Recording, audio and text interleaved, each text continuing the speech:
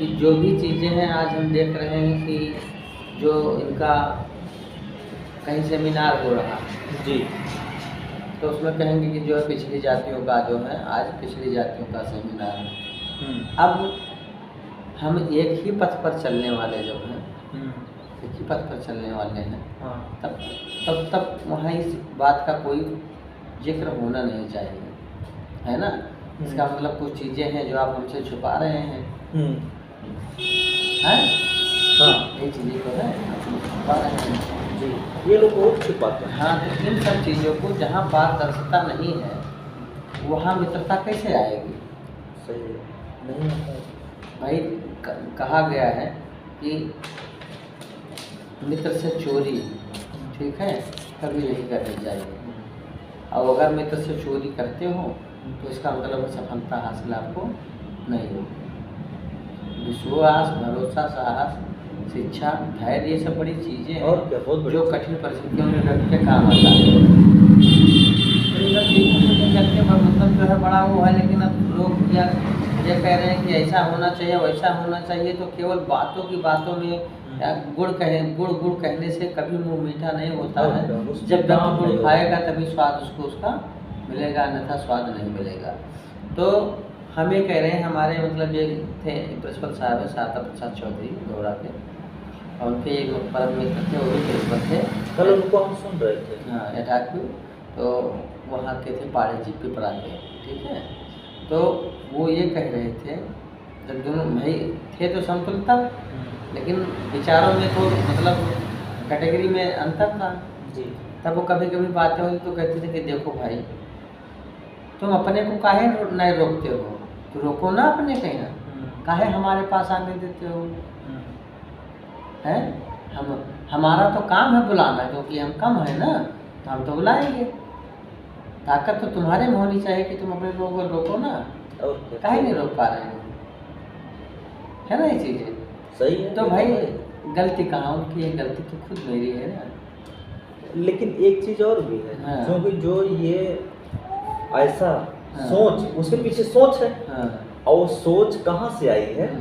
वो सोच उसी सोशल आर्डर से आया है जिस सोशल आर्डर के जनक ये लोग हैं। ये भी तो है, ये सवाल है। बिल्कुल सही है कि वो हाँ, सोशल हाँ आर्डर जी, वो सोशल आर्डर के तहत ही आया हाँ है। जी। लेकिन जो है जैसे विज्ञान कहता है हाँ, कि सुनी हुई बातों पर आपको भरोसा नहीं करना है, बिल्कुल। प्रयोग, निरीक्षण, परीक्षण के आधार के बाद तब आपको उस चीज़ को मानना है, अन्यथा नहीं मानना। हाँ, सब लोग अगर कह रहे हैं कि इमली का पेड़, कह रहे हैं इमली है, और आप कह रहे हैं और वास्तव में वो आम है, तो आप अकेले कह रहे हैं वो बात अलग है कि सब लोग आपकी बातों को नहीं मान रहे हैं, संख्या उनकी ज़्यादा है। लेकिन अगर वहाँ कोई निष्पक्ष व्यक्ति आएगा तो वही बताएगा कि जो एक आदमी बता रहा है, क्योंकि उसको सही को, सत्य को इग्नोर नहीं कर सकता है ना। वही चीजें हैं कि तो आदमी किसी की कहने सुनने उन बातों पर हम क्यों जाएं? ईश्वर ने हमको शक्ति दी है, हमको शिक्षा ग्रहण हमने किया है, हमारा माइंड मेकअप हुआ है, हम अच्छे बुरे का ज्ञान रख सकते हैं, इसलिए हम अपना कार्य सोच विचार से करेंगे तो कोई बरगला नहीं सकता है। का हमेशा सत्य परेशान होता लेकिन कभी आज तक पराजित नहीं हुआ। परेशान हुआ लेकिन पराजित नहीं हुआ, चाहे किसी भी मामले में। हाँ, परेशान तो होगा क्योंकि वो भाई सच्चाई है, सच्चाई की बेस पर चलेगा, बहुत सारी मुसीबतें, बहुत सारी कठिनाई आएंगी, लेकिन वो पराजित नहीं होगा। इसका मिसाल बाबा साहब स्वयं है ना। जो घटनाएं उनके साथ घटी वो अगर आज के लोगों के साथ हो जाए तो वो क्या करेंगे। जितना धीर, गंभीर, साहसी, विद्वान वो थे, उन्होंने देखा होगा आपने कि संविधान बनाते समय, लिखते समय उनके कलम में पावर था, लेकिन कभी कहीं इन बातों को उन्होंने सामने लाए हैं कि मतलब हमारे साथ कितनी घटनाएं हुई हैं। यही तो निष्पक्षता है ना भाई। जिससे कहने का मतलब है कि किसी को अगर मौका मिल जाए, उसके हाथ में अगर आप डंडा दे देते हैं और चार लोग निहत्थे, तब तो कहेगा कि डंडा मेरे हाथ में, तुमने हमको खूब मारा था, अब तुमको बताएंगे, क्योंकि डंडा तो मेरे हाथ में हो गया। लेकिन उन्होंने जो है प्रतिशोध की भावना से उन्होंने नहीं किया। करुणा दिखाया ना, हाँ, करुणा दिखाया ना। प्रतिशोध की भावना से उन्होंने कोई कार्य नहीं किया। उन्होंने जो है सारी चीज़ों को देखते हुए उन्होंने हमेशा उलझाने की कोशिश नहीं की, सुलझाने की कोशिश की। जो हो गया उसको भूल जाओ, क्या आने वाला है उसको भी छोड़ दो, वर्तमान जो चल रहा है इसी को देखो। और क्या, यही यही चीज़ तो उन्होंने बुद्धा कहा। की फिलॉसफी है। यही चीज़ है भी, जब जो बीत गया उस पर हम क्यों अपना समय व्यर्थ करें। जिसको मैंने देखा नहीं उसकी कल्पना क्यों करें। जो आज है उसी पे हम चलें, वही हमारे साथ भी है ना। तो इन सब चीज़ों को कभी कभी मतलब बड़ा वो होता है कि सब लोग तमाम तरीके की बातें करते हैं, लेकिन मैं उन तरीके से बातों में विश्वास नहीं करता हूँ। देखो हम सुधरेंगे ये सुधरेगा, हम अपनी कमियों को ही नहीं निकाल पाते हैं तो दूसरे की कमी क्या खोजें, है ना। यही चीज़ है कि अपनी कमी जो है दूर कर दो, निश्चित ही दूसरे की कमी दूर हो जाएगी। जब तक हम अपनी कमी को दूर नहीं करेंगे तब तक किसी को जो है परिभाषित या उपदेशक नहीं हो सकते हैं। ये ठीक है, आपकी बातें सही है, लेकिन ये जो जागृति लाने का काम होता है ये भी व्यक्ति को करते रहना होता है। देखो वो बात बिल्कुल सही है। कहने का मतलब है कि अगर किसी पत्थर पर रस्सी को बार बार रगड़ा जाता है तो उस पर निशान बन जाता है, जबकि रस्सी कोमल होता है, बहुत कठोर होता है। मैं इस बात को मानता हूँ, लेकिन हमारे कहने का मतलब है कि किसी भी के कार्य को करने के पीछे मकसद पहले तैयार करें। अगर आप मकसद नहीं तैयार करेंगे तो आप कार्य नहीं कर पाएंगे। अगर आपको जन चेतना के रूप में 4 ही व्यक्ति को अगर तैयार करना है तो तुम 8 में मत जाओ, पहले 4 को तैयार करो। जब 4 तैयार हो जाएंगे तो वो भी 4 को तैयार करेंगे, तो ऐसे ऐसे ऐसे जो है संख्या बढ़ती जाएगी। अब पता चलता है कि अरे कैसे सोच लिए हो यार कि जो इतने दिन से बिगड़ा हुआ चीज़ है वो तुम्हारे जो 1 घंटे में 10 दिन में कैसे बन जाएगा। जो सदियों की बात है उसको सोच रहे हो, मतलब कोयले को इतना रगड़ रहे हो कि तुम मतलब उसको सफ़ेद बना लोगे, क्योंकि उसको बनने में समय लगा है ना कोयले को। पेड़ पौधे नीचे सड़े हैं, गले हैं, गलने के बाद जो है मतलब वो बड़ा हुआ कोयला बना है। कोयला बनने के बाद उसकी खुदाई हुई तब निकला है हज़ारों हज़ार वर्ष के बाद। और सोच रहे कि 10 दिन में हम उसको साफ करके और उसको जो है हम सफ़ेद कर देंगे। ऐसा इम्पॉसिबल होता है। लेकिन ये है कि कोयला ही है, कोयला रह लेगा, रंग तो कुछ बदल लोगे। कोयला का रंग का बदल है जैसे उसमें और कोई परत चढ़ी है तो निखार तो आ जाएगी कुछ, है ना। हाँ, कालापन में निखार। हाँ वही चीज़ है कि रंग रंग तो नहीं चेंज होगा, लेकिन कालेपन में तो निखार कुछ ना कुछ तो आएगा, है ना। तो वही चीज़ें हैं कि मतलब बाबा साहब ने जो चीज़ें रखी बड़ी अच्छी बात है, बहुत अच्छा कहा है। कहीं भी उनको विद्वेष की भावना किसी चीज़ में झलकी नहीं है। समान समतामूलक समाज बनाने की उन्होंने कल्पना की थी। और ये बात बिल्कुल सही है कि उस समय के प्रदेश में बाबा साहब एक व्यक्ति थे, आज हज़ारों हज़ार लोग जो है खड़े हुए हैं। उनको संसाधन भी मिल गए हैं, आज उनके पास गाड़ियाँ हैं, बंगले हैं, IG DIG तमाम रैंक के हुए हैं। कोई बाकी बचा कि जिस रैंक का तो हमारा आखिर क्यों हुआ है। क्यों बात तो बाबा साहब की देन है, लेकिन कहने का मतलब है कि बाबा साहब ने जो कार्य किया वो अपने परिवार से उठकर किया। उन्होंने परिवार को बीच में कभी नहीं लाया। लेकिन आज है कि जिनको पद मिल गई वो केवल अपने ही चक्कर में फंसे हुए हैं। अपना संसाधन इकट्ठा कर लो, उसमें से 1/4 भाग भी वो जो समाज को देने के लिए तैयार नहीं है। बाकी एक इस पे एक बनते जी थे, बनते जी को किसी ने कहा कि परिवार है बनते जी, ऐसा है वैसा है। तो बनते जी उनसे कहते हैं कि बाबा साहब के पास परिवार नहीं था। क्या बाबा साहब की फैमिली आज जीवित नहीं है? बाबा साहब की फैमिली क्या कम ऐसो आराम में है आज? कितनी रॉयल्टी उनको मिलती होगी, इतनी किताबें उन्होंने लिखा है, तो उनका परिवार नहीं। बंगले में रहते थे, किताबों के लिए बंगला बनवा दिया था उन्होंने। तो क्या उनके पास परिवार नहीं था? तो ये एक होती जिम्मेदारी।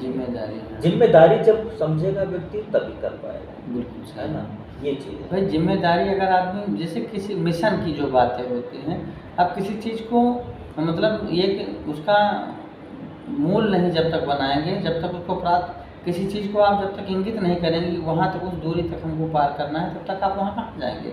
अब वहाँ पहुँचने में आपको कठिनाइयाँ आएंगी, बहुत कुछ आ सकती हैं, सरल भी हो सकता है, लेकिन पहले आप टारगेट तो बनाएंगे कि हमको वहाँ पहुँचना है।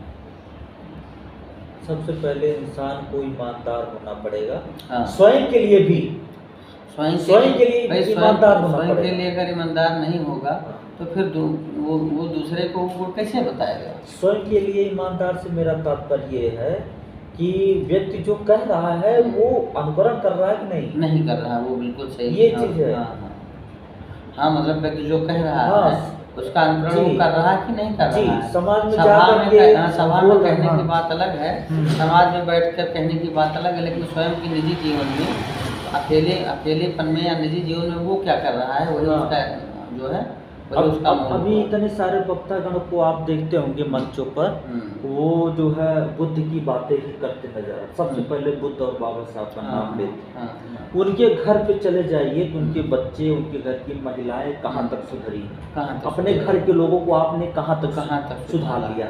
जब आप अपने घर के लोगों को नहीं सुधार सके हैं अभी तक, तो बाहर को कैसे सुधार। घर की फैमिली में तो आपका राइट भी कुछ थोड़ा बहुत है ही नहीं, ये भी है, आप उनको डांट सकते, फटकार सकते हैं, अन्य चीजें। तो जब उनको नहीं आप सुधार पा रहे हैं तो बाहर कैसे सुधारेंगे। तो उसका कारण ये है, बिल्कुल सही है, हाँ, मतलब ये बिल्कुल सत्य वचन है जी।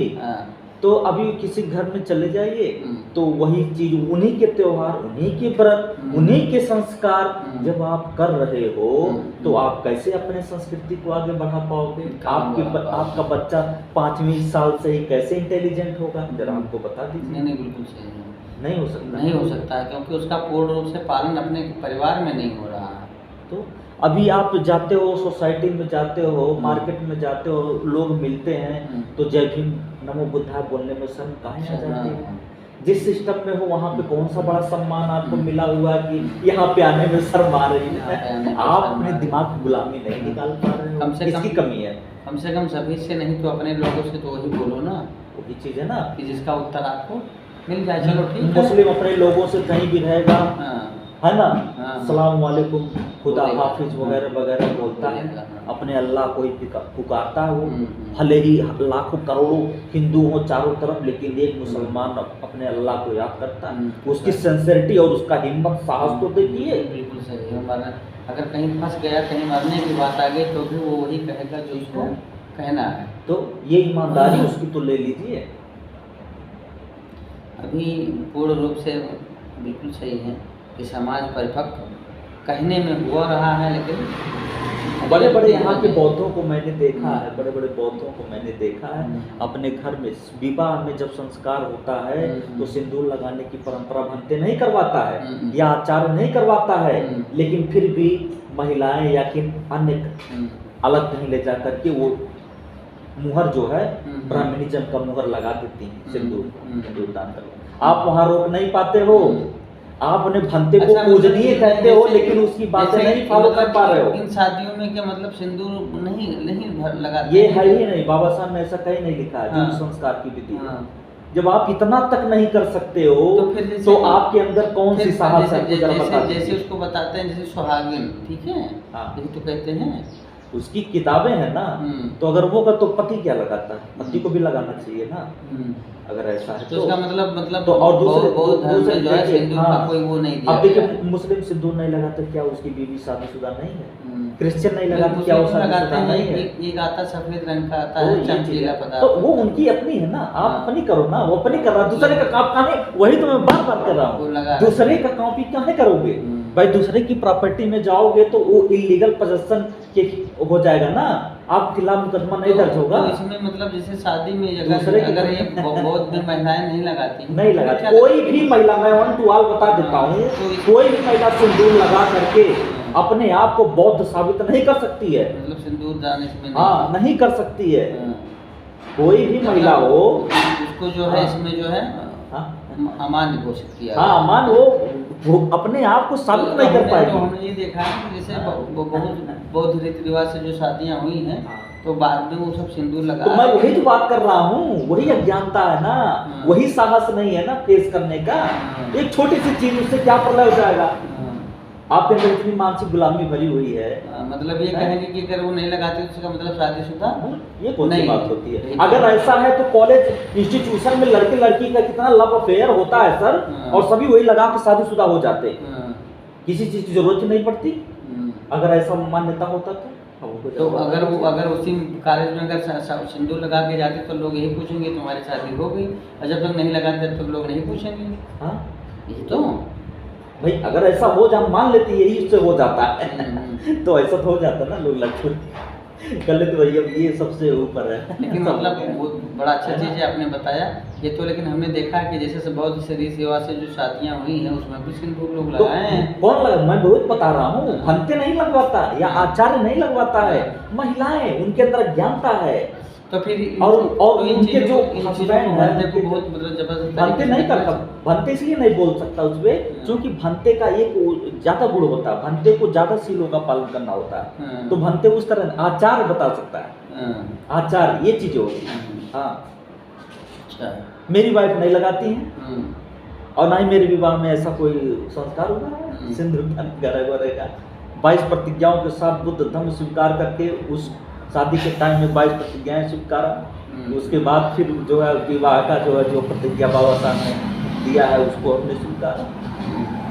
तो उसमें और सिंदूर का- स्कूल पैरामेडिकल कॉलेज में मेरी वाइफ पढ़ाती है, लोग पूछते हैं तो वो सवाल करती हैं कि कौन लगाते हैं, तो कहते हैं हिंदू लोग लगाते हैं, तब वो सीधा कह देते हैं मैं हिंदू थोड़ी ना, हम्म, आई एम ए बुद्धिस्ट। तो वो फिर उनके पास कोई जवाब नहीं वो आप कहाँ पढ़ा रही है इस समय? पैरामेडिकल मन्नान हॉस्पिटल जो है, अच्छा, ये मन्नान जी जो खोले हैं। पैरामेडिकल नहीं, नहीं, तो बिल्कुल उसके सही। बाद तो ये साहस तो आप रखिए ना। इतना साहस तो होना ही चाहिए कि आप क्यों नहीं लगाती हैं, तो मैं हिंदू हूँ नहीं इसलिए मैं नहीं बस, लगाती हूँ। भाई मेरी अपनी आस्था है हम्म, ना। अच्छा, आपसे कोई कि अल्लाह को जाओ वो नमाज पढ़ लो, आप नहीं जाते हो, नहीं जाते। क्यों नहीं जाते? उसको अपना नहीं मानते ना, हाँ, हाँ। तो इसका मतलब जिसको आप मानते हो वही तो आपका अपना है, फिर काहे दूसरे में जा रहे हो? फिर क्या मैं ये भी हूँ, मैं ये भी? अरे भाई कैसे हो सकता है, बिल्कुल सही है। कैसे हो सकता है जरा? यहाँ हैं? जो दोहरी ही तो राजनीति चलती है। ऐसा इसमें थोड़ी हो भी सकता है उसमें ना, भी खुल के रहो ना। हाँ, खुल के अगर रहो। बुद्धिस्ट हो गए तो खुल के रहो, और जब तक मैं वन लिखित में दे सकता हूँ, जब तक ये बहुजन समाज बुद्धिज्म नहीं अपनाएगा तब तक इनका राज स्थापित नहीं हो सकता। मैं बता दे रहा हूँ, लिख के दे रहा हूँ। अगर कभी हो भी गया तो सही कांसी बात है। राम जैसा, मायावती जैसा होगा, बीएसपी सही जैसा कह रहे हैं, होगा, अस्थायी नहीं। 4-5 साल 10 साल में जो है खत्म हो जाएगा, खत्म हो फिर जाएगा। डेड हो जाएगा। तो जब तक संस्कृति पे आधारित आपकी जो सोसाइटी के लोग जब तक जागृत होंगे नहीं, और उस पर जब तक नहीं होगा, है ना, जागृत समाज जब तक राजनीति में नहीं आएगा, राजनीति स्थापित नहीं करेगा, तब तक वो क्षणिक ही होगा, छड़ी की होगा। ये जान लीजिए। और ऐसा एग्जाम्पल आप देख सकते हैं, आप तो आपकी उम्र भी ज्यादा सही- है सही- मुझसे, आप तो हाँ, ज्यादा बिल्कुल चीजें देख रहे बिल्कुल हो। सही, बिल्कुल सही है। छड़ी की होता है, अस्थायी हाँ, नहीं होता है, ये अस्थायी चीज। होता है। तो ये काम करने की ये जरूरत बिल्कुल है। सही है, बिल्कुल सही है। और बच्चों के साथ ना डिस्क्रिमिनेशन भी हो जाता है। क्यों हो जाता है? क्योंकि वो सवाल, उसके पास उतना नॉलेज आप नहीं दे पाए ना। स्कूल में जाता है, उसके साथ कितना डिस्क्रिमिनेशन होता है, आप उसको पहले वो चक्षु नहीं दिए ना, कि वो समझ सके हमारे प्रति गलत हो रहा है। गलत हो रहा है, ये कह रहे हैं। ठीक है, तो ये आप घर से दीजिए ना। वो अपने 5 साल के बच्चों को दे देता कि वहाँ उसके साथ कैसा बिहेव करना है। वो आएगा तो उसको किस गिलास में पानी देना है, उसको समझाया गया ना। समझाया गया, जो समझाएगा वो सीखा। भाई उसको समझाया उसको नहीं गया। पता है कि हाँ ये चीजें गलत उसको है, समझाया लेकिन गया, हाँ वो मतलब चीजें तो इनको वो गलत ऐसा करना है, हमको जी, ऐसा जी। करना है, हमको ऐसा- वो अगर गलत चीजें समझा सकता है तो आप सही चीजें क्यों नहीं समझा सकते? नहीं तो नहीं समझा पाए तो ये आपकी कमी है ना। कमी है, बिल्कुल सही कह रहे हैं, बिल्कुल सही है। मैं यही कहता हूँ। नहीं, ये सत्य है, ये सत्य है। इसमें कोई मतलब वो नहीं है कि पढ़ा चढ़ा कर किसी भी चीज़ को कहा जाता है। सही है कि जो चीज़ें रियलिटी में जो होना चाहिए वो पूर्ण रूप से अभी भी विद्यमान जी नहीं है। तो यह है कि बिना कोई भी कार्य अगर पूरे मनोयोग से नहीं किया जाता है तो सफलता उसमें नहीं मिलती। बाबा साहब ने अंतिम मैसेज किए, सारे उनके कार्य, सारे मैसेज आपके कल्याण में हुए हैं, आपके हित में हुए हैं। आप वो महसूस कर रहे हो, लाभ ले रहे हो। तो ये जो उन्होंने बुद्ध धम्म आपको दिया जाते जाते मैसेज है ना, हालांकि वो बुद्ध धम्म के अनुसार हरदम काम करते रहे, लेकिन अब लास्ट में बता के जा रहे हैं कि मैं इसी पर आधारित काम किया हूँ।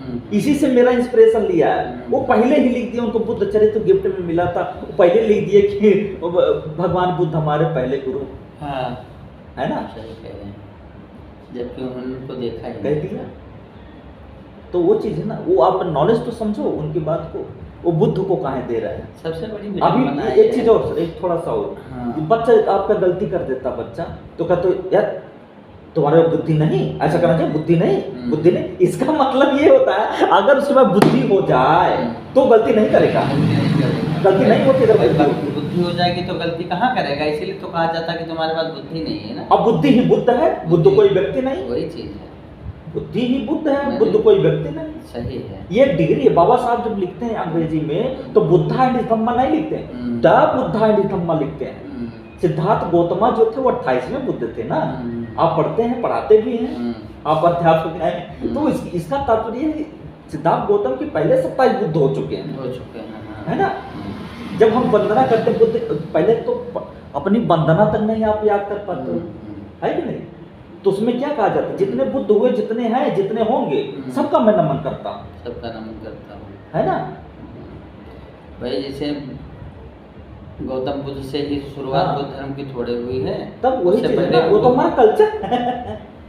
लोग आते हैं जाते हैं, पदवी हाँ, मिलती चली जाती उसमें है। कहा गया ये च बुद्धा अनागता पचपन्ना च ये बुद्धा अहम बंदामी सब बदा, ये कहा जाता है ना। फिर वहां 22 प्रतिज्ञाओं से आप क्यों डरते हो, अगर 22 प्रतिज्ञाओं से डरते हो इसका मतलब आप त्रिशरण को ही नहीं समझ पाए हो, बस ले लिया, उच्चारण कर लिया। उसमें क्या कहा जाता है, नथि में शरण नहीं है। बाबा साहब ने इस बात को वहां नेपाल में जब कॉन्फ्रेंस अटेंड करने गए थे, वहां पर उन्होंने कहा था बुद्ध पे जब बोलना था, उन्होंने कहा उन्होंने ये कहा नथि में शरणं अयं बुद्धों में शरणं वरम ये तेन सच्चवज्जेन हो तुम्हें जय मंगलम उत्तमंगन वंदेहं पाद पंसु वर्तमम बुद्धो यो खलितो दोषो बुद्धो खमतु तंगमम बुद्धं जीवित पर्यंतम शरणं गच्छामि। जब तक जीवित रहूं तब तक बुद्धि की शरण में, यानी नॉलेज की शरण में जाऊंगा। बिल्कुल सही है। ये चीज फिर इसी प्रकार से धम्म में नथि में शरण नहीं, धम्मों में शरण वरम यानी नैतिकता के शरण में जाएंगे, राइचियसनेस के शरण में जाएंगे। फिर वही चीज संघ की बात किया गया है कि मतलब ही नहीं, मतलब दिल से जुड़ना, संघ में जाना, यूनिटी में रह के काम करेंगे आप, तब होगा। अब कोई भी उंगली हट जाए इसमें से, आप खाना उठाते नहीं उठेगा, 2 मिनट नहीं उठेगा, उठेगा थोड़ा बहुत उठेगा, है ना। तो ये चीज है, तो वहां भी कहा गया कार्य, हाँ, मतलब कार्य मिलकर करते हैं तभी कार्य में सार्थकता जी। वहां भी फिर वहां नथि में शरण नहीं है, संघों में शरण वरण ये है। तो ये उसको समझ तो लीजिए।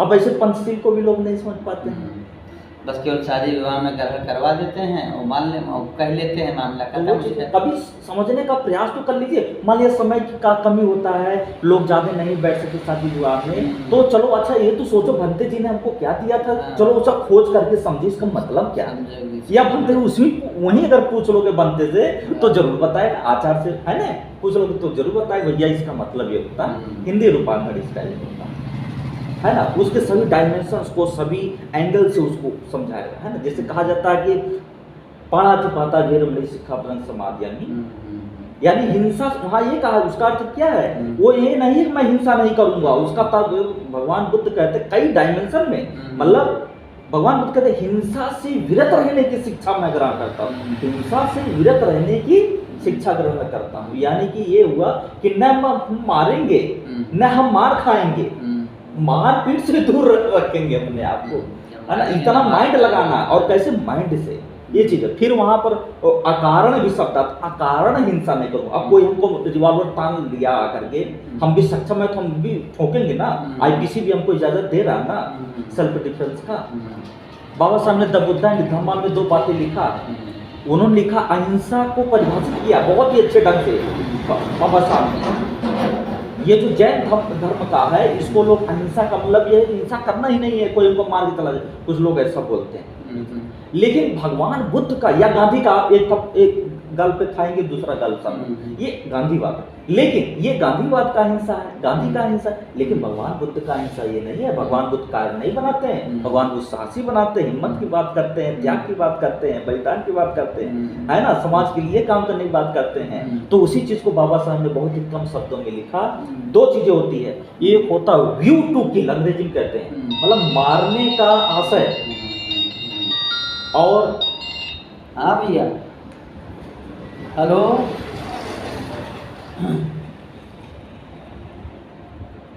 कहूँगा अजय अपने वापस आए जाते हैं। मैंने बहुत अच्छी बातें जो है बिल्कुल आपने, तो उसमें दो बातें हैं, वो बात कर लीजिए। हेलो, आ गया है। हम यहीं बैठे हैं, यहीं कंप्यूटर दुकान में, बताओ। हाँ हाँ, तो कहाँ ले जा रहे हो? रख दो वहीं, अभी हम जाएंगे थोड़ा दवा लेने यार, सोनू सानू की आए थे।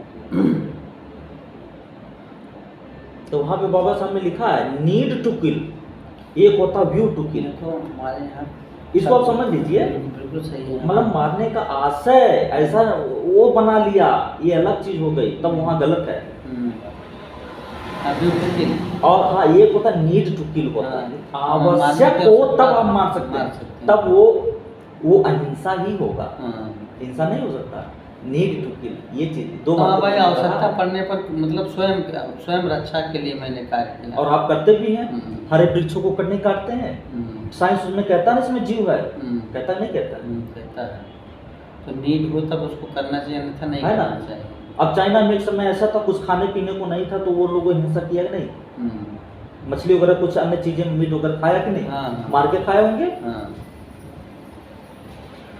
तो ये चीज है, जीने के लिए कुछ ना कुछ चीजें तो जब जीवित नहीं रहेंगे तो कुछ नहीं करेंगे, है ना? लेकिन अब क्या है, वो नीड है। अब ये कहिए कि अब जो सारी चीजें हो गई फिर भी हम खाएं, तो ये वहाँ पे गलत हो जाता है ना? बिल्कुल, नीड टू किल सही। हाँ, तो ये आवश्यकता है तब करिए, अन्यथा मत करिए। और फिर यहाँ पे बाबा साहब ने लिखा है कि एक प्रज्ञावान व्यक्ति से हम ये आशा कर सकते हैं कि कब हिंसा करने की आवश्यकता है, ये प्रज्ञा चक्षु से देखना है। वो हालांकि इस पे जो है हर किसी को नहीं समझाते, क्योंकि हर आदमी समझ नहीं सकता था। तो ढेर सारी बातें हैं, बहुत सारी चीजें ये कि जैसे जो हमारे यहाँ भी लोग हैं, वक्तागण हैं और भी लोग हैं, वो जैसे समाज को जागृत करने का तरीका केवल राजनीति नहीं है, और क्या सिद्धांत है। सिद्धांत है से पहले सिद्धांत को बताइए, जैसे गणित है, सवालें बहुत लंबी लंबी हैं जी, उसको बताते नहीं, कहाँ बताते? उसको बताते नहीं। अगर सिद्धांत आप बता देंगे तो उन लंबे सवालों का कोई मतलब वो ऑटोमेटिक समझ जाएगा, जो आप समझाना चाह रहे हैं, वो ऑटोमेटिक समझ जाएगा। वो इसलिए नहीं समझ पा रहा है। जब मंच पर आप खड़े होते हैं, बस 2 ही पॉइंट लेकर चलते हैं, वो ऐसा कर रहा है तो हम उनसे पीछे हो गए, हमने वो हमारे साथ ऐसा बर्ताव कर रहे हैं, रोना धोना आरंभ करते हैं, वही चीज है। तो कहने ये तो केवल उकसाने वाली बात हुई ना। तो शिक्षा पहले, वही तो वापस हमने कहा था कि शिक्षित बनोगे तो तुमको बहुत सारी चीज़ें खुद को समझ में आएगी, और जब समझ जाओगे तो तुम उस रास्ते पे स्वयं चलना शुरू कर, किसी बताने की जरूरत नहीं। इक्वेशन सॉल्व करने का, इक्वेशन बीजगणित का अलजेब्रा का इक्वेशन सॉल्व करना बताओगे नहीं, और डायरेक्ट उसको जो है कैलकुलस पढ़ाने लगोगे, बताओगे जब a+b होल स्क्वायर फलाना, तो कैलकुलस सीधे कैसे पढ़ाओगे? उसके बाद ले जाओगे तो कहाँ बैठाएगा उसको? भाई कैलकुलस और कोऑर्डिनेट तो कैसे समझ पाएगा? पहले फार्मूला पे फिर सारी चीज़ों को बैठाता कि ये इक्वल टू ये था, b इक्वल टू ये था, उसका होल स्क्वायर था, तभी तो। अब वैसे उड़ोगे तो कुछ समझ में नहीं आएगा, कहेगा भैया ये है क्या। और जब वो सिद्धांत फार्मूला समझ जाता है तो कहता है इसमें क्या अलाव लगा ही देते हैं। और रही बात रूल की, अब रूल भी कैसे बना है, वो a+b होल स्क्वायर बराबर क्या होता है, a² + 2ab + b स्क्वायर, ये होता है ना। अब अगर वो भूल भी जाए, अगर उसको आपने मेन चीज बता दिया, कोर एजुकेशन दे दिया है, तो भूल भी जाए तो फाइंड आउट कर लेगा। वो करेगा तो a+b ब्रैकेट में, फिर इनटू a+b, फिर a का गुणा a और b में करेगा, फिर b का गुणा b में करेगा, फिर निकाल लेगा। चाहे जो नियम का इसको डेरिवेशन हो जाएगा, बस फिर आगे पता नहीं। तो वही चीज है कि शिक्षित बनो। शिक्षित मतलब पहला शब्द उन्होंने यही कहा, शिक्षित बनो। शिक्षित बनने का ही मतलब यही केवल नहीं, शिक्षित बनना केवल पढ़ लिखकर नौकरी ही कर लेना शिक्षित के परिपूर्ण की परिभाषा नहीं है। शिक्षित बनना सारे पारंगत हो जाओ सभी विधाओं में, तो सभी विधाओं में जब पारंगत हो गए तब कोई दिक्कतें नहीं हैं, तब तो आपको इंटेलेक्चुअलिटी बोलते हैं। हाँ, तब तो आप वहाँ पहुँचेंगे जहाँ पहुँचना है। नहीं, बड़ी अच्छी चीज़ें हैं, बड़ी अच्छी बातें आपने बताई। और जो है सबसे अच्छी बात यह है ना कि जैसे मूल किसी चीज़ की उत्पत्ति, यानी उसके ब्रांच, उसके फ्रूट, लीफ सब बता देते हैं। उसकी उत्पत्ति बताओ ना कि इतना बड़ा वटवृक्ष तैयार कहाँ से हुआ है। जी तैयार करने में क्या क्या टेम्परेचर, क्या क्या समय, मतलब क्या क्या चीज़ें होनी चाहिए। अब उसका पहले जो है उसका ऊपर ही जा कर के पूरा वर्णन कर देते हो। आदमी ऊपर ऊपर तक पौड़ता तैरता है, वो जड़ कहाँ से आया, कहूँ कितनी। अब भाई बरगद का इतना बड़ा वृक्ष होता है, लेकिन उसके बीज कितने हल्के होते हैं, जी बहुत होते हैं ना। बहुत। ये गोदे को अगर तोड़ दिया जाए तो पता नहीं कितने वृक्ष तैयार हो जाएंगे। अब इतने बड़े वृक्ष के बारे में सब कुछ बता रहे हो, लेकिन वो वृक्ष इतने महीन बीज से उत्पन्न हुआ उसके बारे में आप नहीं बता रहे हो। जी और जब उसके बारे में व्यक्ति समझ जाएगा तभी तो कहेंगे छोटे से चीज़ से कितना बड़ा वटवृक्ष तैयार हुआ है ना। तो आवश्यकता सबकी मैं बात कर, आवश्यकता इस बात की है कि जो भी व्यक्ति आता है आजकल समाज में पढ़ लिख करके और राजनीति में अगर स्तर बढ़ाता है तो केवल स्वार्थ की भावना से बढ़ाता है, जी निस्वार्थ नहीं शुरू करता है। और बाबा साहब ने निस्वार्थ भाव से मतलब सारी चीज़ों को करना शुरू किया था। कहने का औचित्य हमारे ये है कि अगर आपने सुपीरियर बीज को अगर डाला है ज़मीन में तो उसका जो प्लांटेशन होगा वो खराब नहीं हो सकता है, हेल्दी पौधा ही बनेगा उससे। जी कमज़ोर पौधा नहीं बनेगा। प्लांटेशन नहीं कर रहे हैं लोग, फसल को ऊपर ऊपर काटना चाहते हैं, वो चीज़ अस्थायी होता नहीं है। समाज में कुछ चीज़ें अगर वो अस्थायी बना दें तो फिर उनको आगे मेहनत करने की, देखिए उसमें दो चीज़ें हैं। जैसे बीज रोपण किया गया तो उसको हमको सुरक्षित करना है कहाँ तक, जहाँ तक वो स्वयं अपना भोजन बना ना पाए। जब पौधा स्वयं अपना भोजन बना लेता है तब हमको उसमें खाद पानी डालने की आवश्यकता नहीं होती है, तब वो चिर अस्थायी हो जाता है। पानी में खड़ा रहता है, बाढ़ में खड़ा रहता है, तूफान में खड़ा रहता है, वो दिखता नहीं है। तो हम मतलब तैयार करने का मतलब लोगों को में यही होना चाहिए कि हमको मतलब नर्सरी तैयार करनी है। और क्या, हमको आज वट वृक्ष की बात अभी नहीं करनी है, क्योंकि ये पौधा बरगद का है, पौधा पीपल का है, तो जब ये बड़ा होगा डेवलप करेगा तो वैसा रूप तो धारण कर ही लेगा। और क्या। लेकिन आज आवश्यकता है हमको उसको सुरक्षित वहाँ तक ले जाने के लिए जहाँ तक उसको जो है नीड है, लोगों की आवश्यकता है हमारे। पहले तो पानी तो देना पड़ेगा। पानी तो देना पड़ेगा। बाबा साहब ने जो कार्य किया था वो ये सोच करके किए थे कि हम जितना कर ले जाएं उतना करें कि आने वाली पीढ़ी जो है इस पे विकास करती चली जाए। लेकिन आज लोग जो है विकास उस चीज़ का पौधरोपण नहीं कर रहे हैं, पौधरोपण कटुता का कर रहे हैं। जी भाई जैसे हमारे कहने का मतलब कहीं कहीं बातें भी मेरी होती हैं कि आप उनको खराब क्यों बता रहे हो, शुरू से काहे बता रहे हो भाई, उनको खराब क्यों काहे बता रहे हो। अरे ऐसा सारी चीज़ आप अच्छी चीज़ें बताओगे तो स्वयं मेरे मन में वो चीज़ जिज्ञासा उत्पन्न होगी और अच्छे बुरे का मैं विभेदीकरण स्वयं कर ले। और जब विभेदीकरण कर लूँगा तो किसी से बिना कहे सुने बिना प्रतिवाद किए मैं अपने काम पर लग जाऊँगा। अमुक आदमी भी समझ जाएगा कि ये मतलब यहाँ इसकी उपस्थिति अनिवार्य नहीं है, यहाँ मेरी अनिवार्य नहीं, इसलिए तो वो बिना कहे सुने अपना रास्ता बदल लेंगे। झगड़ा करने की ज़रूरत वहाँ नहीं है, क्योंकि बुद्धि ये और बुद्धि ये जो भी अब मान लीजिए ये कहीं संघर्ष करने को सिखाता है। भाई अंगुलीमाल जब बुद्ध से कहा था, बुद्ध ने कहा ठहर जाओ, तो उसने कहा ये तो कहता है हमको ठहर जाओ। पता नहीं कितने लोगों को मैंने ठहराया है ना। बड़े बड़े से तलवार, बड़े बड़े बलिष्ठ भुजाएं हैं, और जब बुद्ध जी ने कहा कि ठहर जाओ तो कहा कि तुम ठहर जाओ, तो उन्होंने कहा मैं तो ठहर गया लेकिन तुम नहीं ठहर रहे हो। तब फिर वो जो है, जब भाई देखो कहने का मतलब जब जिसके अंदर साहस सामर्थ्य होती है तो अलौकिक जैसे लोग कहते नहीं है कोई आभा मंडल, कोई बिजली का कोई सजावट नहीं होता है कि आप कृत्रिम रूप से आभा बना दीजिए, फोटो पर लगता है कि मतलब आभा चमक रही, ऐसा कुछ नहीं था। बुद्ध जी के उसमें उनके ज्ञान की आभा थी। उसको काल्पनिक कह लीजिए, चाहे प्रकाश चारों तरफ से दिखा दें, कुछ भी कह दें, कहने का मतलब जो है वो तो आर्ट है। जो जंगल में रहते थे, जो कभी साबुन तेल का प्रयोग नहीं करते थे, जो अपने कपड़ों को साबुन से नहीं धुलते थे, है ना ये बातें, तो उनके अंदर का जो प्रकाश था वो ज्ञान ही का तो प्रकाश था। और क्या। तो वो जब वो ज्ञान का प्रकाश था तो उस चीज़ को महिमा मंडित करने से कोई फायदा नहीं है। स्वयं उनका शरीर ज्ञान का प्रकाश था।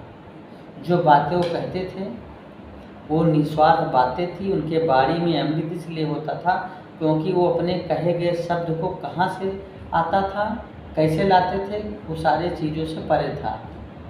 उसमें कोई ऐसा स्वार्थ की भावना नहीं थी। नहीं अंगुलीमाल जैसे खतरनाक डाकू को शिष्य बना लेना और तलवार फेंक करके चरणों में गिर जाना, कोनो गोला बारूद से डरा के गिर पड़ा के बम मारते हैं। कोई तो साहस है।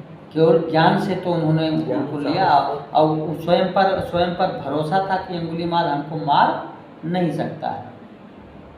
तो अगर साहस बना के जंगल में कदम न रखते, भाई राजा महाराजा राजा प्रसेनजीत और जितने सैनिक थे यही तो डर, उनके पास क्या नहीं था, उनके पास भाला था, घोड़े थे, सारे सैनिक थे, फिर भी उनके अंदर साहस नहीं था। इतना डर भरा हुआ था अंगुलीमाल से कि कोई उस जंगल में प्रवेश करने की हिम्मत नहीं करता। ज़्यादा दूर की बातें भी नहीं करता था। लेकिन जब भगवान बुद्ध उस जंगल में जैतवन में पैर रखा तो उन्होंने बना लिया था कि या तो अंगुलीमाल और या तो मैं, इसके अलावा तीसरा कुछ हो ही नहीं सकता है। यही तो फिर तीसरा कोई उनके बीच में था, तीसरा जो भी था वो ज्ञान था, है ना, इसके अलावा कोई नहीं था। और जैसे सरसराहट पत्तों की हुई, लेकर अपना निकला तलवार कि आइए आज तो मेरा पर पूरा ही हो जाएगा, है ना। अच्छा ये भी चीज़ मैंने देखा कि व्यक्ति अगर संवाद शुरू कर दे तो निश्चित है कि उसके बीच में झगड़ा हो ही नहीं सकता।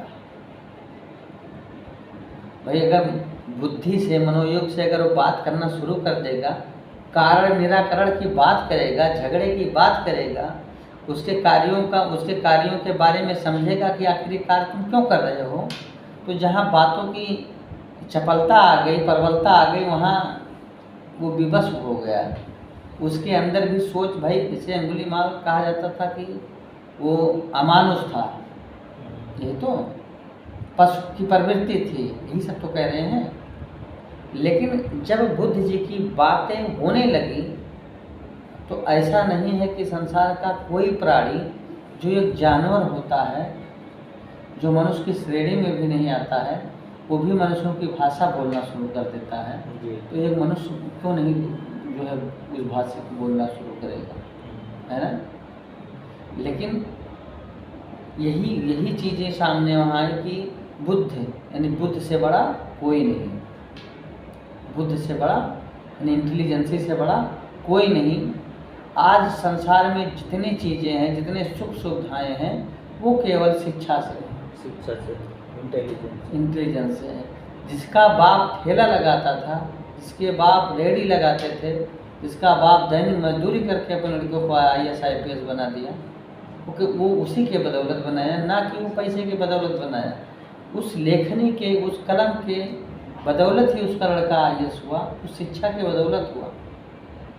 तो संसार में शिक्षा से बड़ा कोई जो है धन नहीं है, और जो बुद्धिमान है वही कुबेर है। रुपया पैसा रखने वाला आदमी कुबेर नहीं है।